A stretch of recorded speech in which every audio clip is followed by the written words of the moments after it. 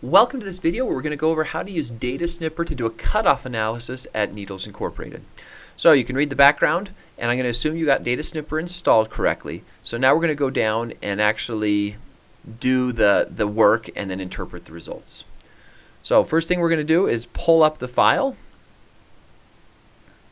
So here is a file. This is set up like a working paper where the student needs to come in and put in their name, and they need to write in the objective of what they're trying to do. So you can evaluate that. I'm just going to copy and paste it in. We're basically doing a cutoff analysis. Now, make sure they understand the dates. They're doing the cutoff analysis for 2023, and today is February 1st. It's important for cutoff that you understand the dates correctly. The fiscal year end was January 31st, 2023. All right, here is the data from the sales journal. You'll see all the different customer names, their invoice numbers, and the credit sales. Now I want to show you the documentation. You can either use Word files or not. Let's just take the first one. There's a sales invoice. This one's 3211 is what it ends in. And you can see that they ship some goods to Thimbleby Fun, and that lines up here. They ship the goods to Thimbleby Fun. You can see the total amounts, and that ties to the total amounts here. Now, if you want, you can use DataSnipper to tie out all of these amounts and make sure they're correct. We'll come back and do that in a little bit, but for each one, they create the sales invoice, and then they also have a file that they create for the bill of lading. It's important to know how these are connected. So this bill of lading, here's the number for it, is connected to sending it to Thimbleby Fun. And so this is the purchase order number is right there, and you can connect those two that way. Now on the sales invoice, you'll see here's the purchase order number. That connects as well, so that you can see how these are tied together. So this isn't just a simple tie together that we know the bill of lading number for each invoice number. That's going to take a little bit of work. So that's the first thing. I'm going to go ahead and close this that we have to do. We need to know for this invoice number what was the purchase order number and the bill of lading number. All right. We could manually go through that and connect those and tie it out and do that. But let's see if we can automate some of that with DataSnipper. So we click on DataSnipper. The first thing we need to do is import the documents. We click on Import Documents. You're going to find where you save these client documents. I'm going to use the PDFs. I hit Shift and click to select all of them, and I'm going to import all of them into Excel. Now you'll notice they pop up over here in the document viewer, and now these are actually saved in the file itself. So if I ever email this file, all of these are saved in there. Alright, so the first thing we want to do is we need to somehow extract and get which purchase order number ties to each invoice. Now we could do that manually. Again, I could click on the invoice number, it auto-populates it up here. I could search for it, and you can find this sales invoice. And I could come over here and say, I want to do a text snip and pull out this purchase order number right there. And now I've done that. And I could do that for every single one of these. That's a little bit tedious. So I'm just going to, I'm just deleting that or pasting the cell over it. So we're not going to do that manually. What I want to do up here is I'm going to do a form extraction. Now before I do that, you'll notice that I have a whole bunch of bill of ladings and sales invoices. I want to organize these into folders. I can either click in here and add a folder, or I'm going to come up to Organize. This will help keep me organized because I have a number of documents. So I'm going to add a folder, and I'm going to call this the bill of lading folder. And once I do that, I'm going to filter for just those that start with bill of lading. And I got to click Show All Documents, bill of lading. So now I'm filtering those. I can click all of those, select, and drop them in the bill of lading folder. I'm also going to add another folder that I'm going to just call Sales Invoice. I'll rename that Sales Invoice folder. Okay, there's nothing in that folder, so if I click on Show All Documents, again, I can start searching for Sales Invoice. We made this so it's a little faster. I select all of those and drag them into the Sales Invoice folder. So now I can easily find my bill of lading. Remember, the search one is on. You always have to turn that off. I can find my bill of ladings in my bill of lading folder, my sales invoices in my sales invoice folder. So that just saves me a little bit of time if I want to look just in a specific folder. Now, the reason I'm doing that is because I'm going to do some form extraction. All of these invoices, if you go through this, look very similar. It's a custom, or it's a set design, so the invoice number is always here and the purchase order number is always here. So I want to extract that and use some automation to do that. So if I come up to form extraction, I can click on this and I can say, hey, do I want to use a template? No, I don't want to use any of this. I'm going to just start a new form extraction. Now, what I want to do is I'm just going to use my sales invoice. So I'm going to select all of those. I started typing it, so now they appear. And I'm going to say, okay, now I want to extract per document. And I'm going to click Add Extraction. And the first thing I want to do is extract the invoice number. And I'm going to select the whole square in case there's longer or shorter invoice numbers, not just the little teeny piece. And you can see it immediately extracts that right here. I'm going to add another extraction where I get the purchase order number. And I've extracted that. Now if I want, I could also extract the name of the company. I could extract the amount. I could keep extracting whatever I want, and you'll see it just keeps putting it up here. I can then come back and click on Extraction 1 and click Rename, and that was the invoice number. So I'll rename that column Invoice Number. Extraction 2, I'm going to click on this and rename that the PO number. And you'll notice that it also gives me the document name, so I know the specific document, the invoice number, the PO number. For our purposes, that's enough to extract. When I click Export to Excel, it's going to automatically create a new sheet, Form Extraction. So now what I can do is I can come over here and I can use an XLOOKUP. And I can say I want to look up the invoice number. And the first argument, I'm going to say look up the invoice number, and I'm going to use hard references, so it's always B2 through B4. And then the next one is the return array, which is the purchase number. Absolute value that. And the rest of the arguments I don't need. And so I'm going to just copy that down and paste it. So now I have all the purchase order numbers rather than going through manually doing that. Now if you have 10,000 lines, that's really, really helpful. So now I need to get the bill of lading number. So to do this, I'm going to again do form extraction. If I click on this, you can see the form extraction takes me into the one I already did. I want to exit that one. I'm not going to save this as a template.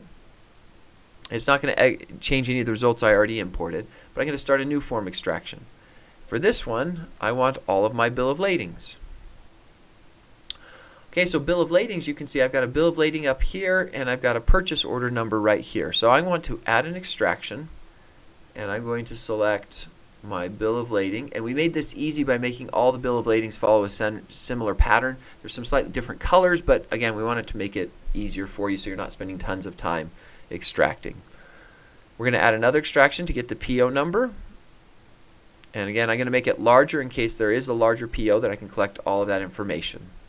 Click on the three dots and rename it. So the first number was the bill of lading number. The second one is going to be the PO number. Again, I could extract any other terms, anything else I want from this using the same thing, but this is good. Export to Excel. You'll see I get another form extraction too. And if I make it a little bit bigger, you can see the information that came from each document. And the nice thing is if you click on this, it's hyperlinked so that it immediately pulls up that bill of lading and shows you where the SNP came from. So I go back to my cutoff analysis document. Again, I'm going to use the XLOOKUP. This time I'm going to look up the purchase order number. And so I'm going to select that. And I'm going to say I want to return the bill of lading number. Alright, so now I have all of those bill of ladings done. Now you'll notice I got this one and I need to investigate what's going on. Well, the purchase order, they ordered it, invoice this, and if you go through and spend some time looking, there is no bill of lading. So we don't know what happened. There's a problem here. So depending on your firm's documentation techniques, we're going to highlight this to say, hey, there's a problem there. That should be looked at or resolved. Okay, with this done, now notice I have all these documents connected. I know which invoice connects to which PO, which connects to which bill of lading. So now I can go into DataSnipper and I can start to fill out all of this other material automatically. Now I could go through, remember, because I have the sales invoice, I could use snips to pull out the invoice number, the PO number, the invoice date, etc., and manually do all of these. But DataSnipper has a document matching tool that's very, very powerful. So we're going to do that and click on Document Matching. Alright, so what I want to do is start a new document matching, and I need to select my sample data. Alright, and I do want the first row to contain headers, and I'm going to say, here is my sample data. So I'm selecting all of this that I'm going to use. The next I need to select my documents. So for this first one, what I want to do is just use the sales invoice data. Actually, I'm going to use document folders because I set that up, and I'm going to select both of those. Alright, so now that I've selected both of those, it's going to output columns, different columns. So I have coming from the bill of lading folder, and I have coming from the sales invoice folder. And it's going to know, it's going to use its AI to identify how am I going to match the sales invoice. And the sales invoice number is going to get matched by the sales invoice number, and then the PO matches.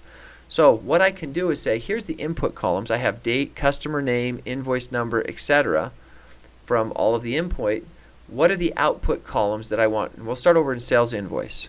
So sales invoice number should be column G. And so I'll just do it in the order here. Let me change that a little bit. I don't output the date from the invoice. That already came from the sales journal. So the date, if I click on that, I can say no output because I'm not outputting the date from the sales invoice files. Customer name, I do have that in column J. So I do want to output that into column J. The invoice number, I am trying to collect that again from the sales invoice document. So that was column G. And you go through and you just set this up to line up. Credit sales, so that's the dollar amount. Over here I have amount. So I want to see if the amounts are the same. That should come out into column L. The PO number should come into column H.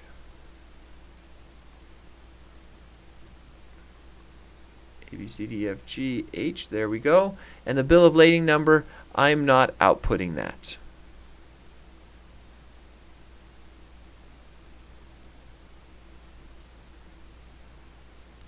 Alright, so now that has taken all of the information off the sales invoice data and put it in there. Looking over this, I made a mistake. I do want to output the date. It's right there in column I, right in front of my face. I missed that one, so let's output it like that. Okay, so now I need to go to the bill of lading documents, and where do I want to report the information from those documents? So I have the bill of lading number, the PO number, ship date, and dual signatures. So again, the bill of lading ship date is going to be column O. The customer name, I don't have that one, so I'm going to go no output. I look over there. Invoice number, I don't have that on the bill of lading, so I'm not going to output that. I don't have an amount, so no output on that one.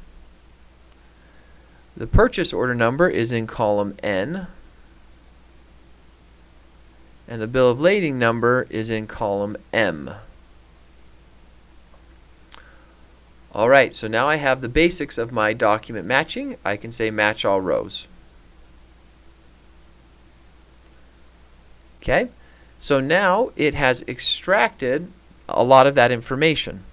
And if you click on any one of these, you can start to see where it is. So here's the purchase order number. It matches up to right there. Here's the bill of lading number. You can see it's highlighted right there. Sales invoice, the amount, it connected to the subtotal right there. All right, so now we've done that. We can move to the next step. So the next step is we're going to start looking at this and say, hey, wait, I didn't get any FOB information. You'll notice whenever I have the document viewer, the FOB is at shipping point or destination, that didn't come out. Okay, the form extraction didn't realize I needed that, so I'm going to have to go back and do that. Now I can do it manually. I could come in here and just do a text snip and pull out the FOB shipping point right there. I could also go back, and when I extracted all the information from the invoice, I could have extracted into here. So I'm going to go ahead and show you that. I'm going to go back to form extraction. You remember this one. And this is just the sales invoices, so I select all of those. And I'm going to say add an extraction. Well, I need the invoice number, and I also need to add the shipping terms, or how it was shipped. I could add terms in that as well. So I'm going to rename these invoice number,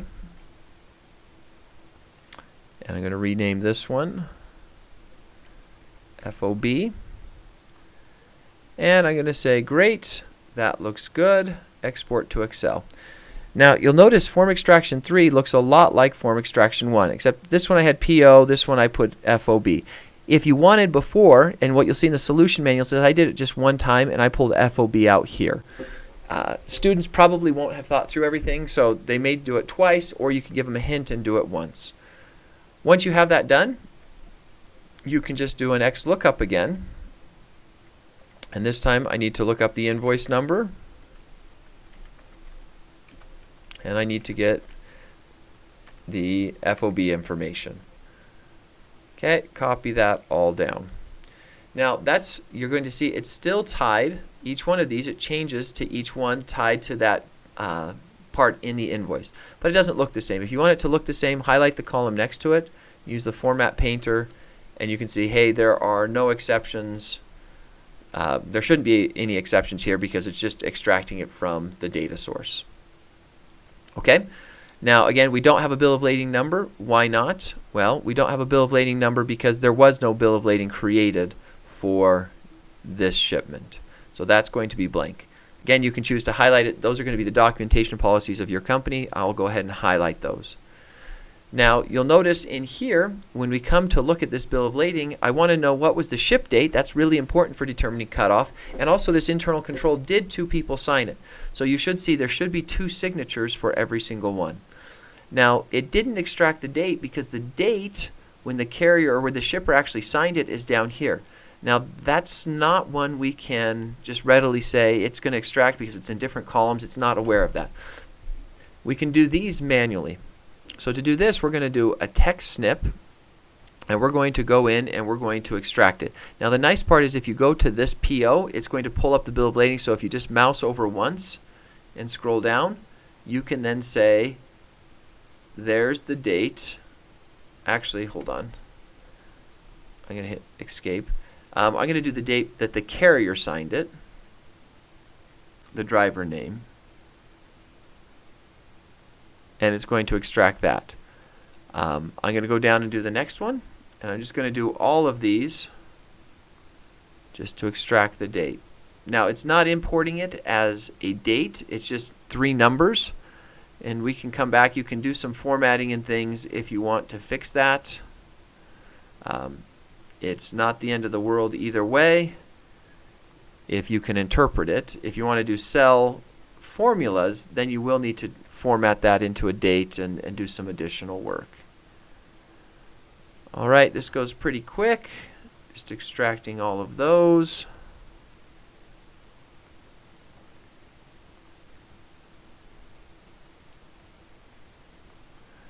And one more, and we have that done. Now for this one, I don't care who signed it, but I want to do, was there 2 signatures? So on each one of these, we should see 2 signatures. So again, I'm going to come over, and I'm going to do a validation snip, and I'm just going to select that whole area. And you'll notice it just puts a V to say it's validated. So this next one, we'll come over, and I'm just validating those.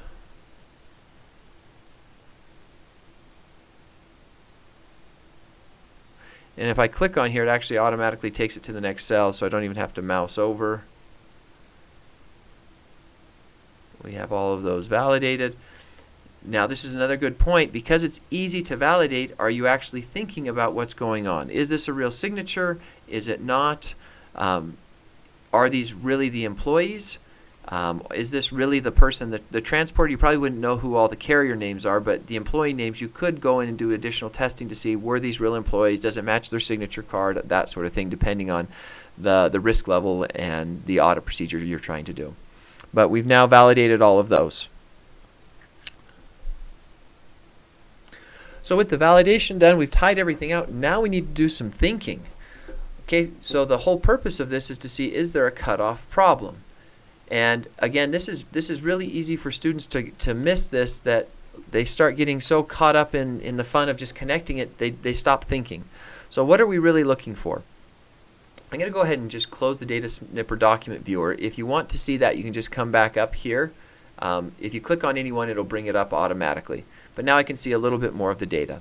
So what am I looking for cutoff? I'm looking for goods that were purchased in the previous year but not shipped till the next one, but were booked as recorded in the previous one. So these ones on 12/26, if they were shipped before January 31st, all of these, then they should be recorded in the year of 2023. And so what's the best evidence of that? Well, I can look at the invoice. Well, the invoice is not the greatest thing to look at, because that's when they sent them the invoice, but we're actually worried about is when they shipped it. So if we come in, we want to look at the ship date for everything in this row, we can see, oh wait, right here. On this one, although it was put into the system on 12/29 and we sent an invoice, it wasn't shipped until January 3rd. That's a problem. So now, instead of changing this to be that slip, I want to change it to an exception snip. So I right-clicked on the snip. It's not just a text snip. I want to say change to an exception snip, so it colors it as a different color.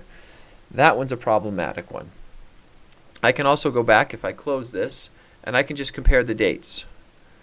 It said they should ship and send the sales invoice on the ship on the same day. And you'll notice this one doesn't. That's the 29th, and this is the 27th, and also the 28th and 27th. So this one doesn't, so we're going to change that one. Right click and change to an exception slip. Now this isn't an exception in terms of cutoff, but what it does show is they're not following internal controls, and we'll write that down in the conclusions. And this last one down here, you can see that one doesn't as well.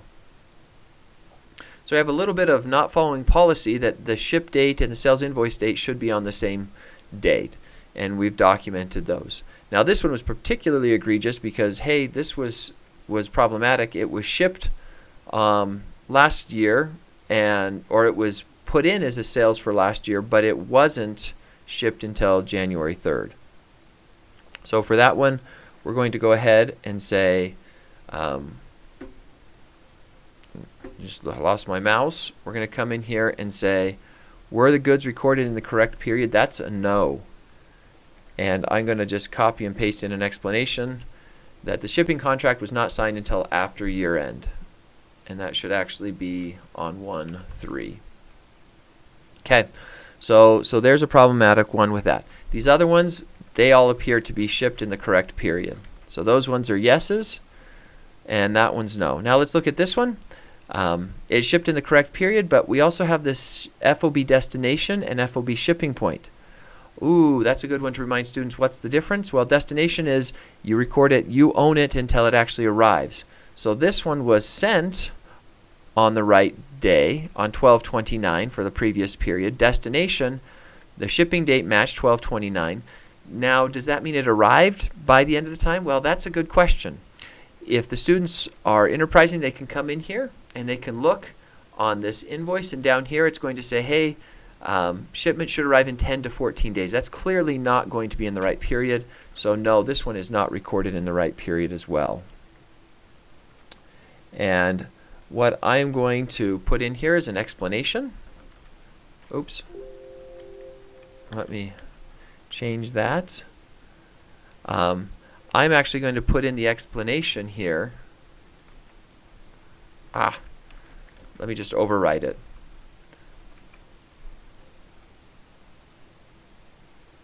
Okay, I accidentally copied from the answer sheet. What I'm going to do here is I'm going to put some documentation that it should arrive in this day. So I'm going to come and do an exception snip, and there's my even documentation. Now it didn't say what I want, so I'm going to write goods shipped FOB destination, so should be recorded when arrived at client.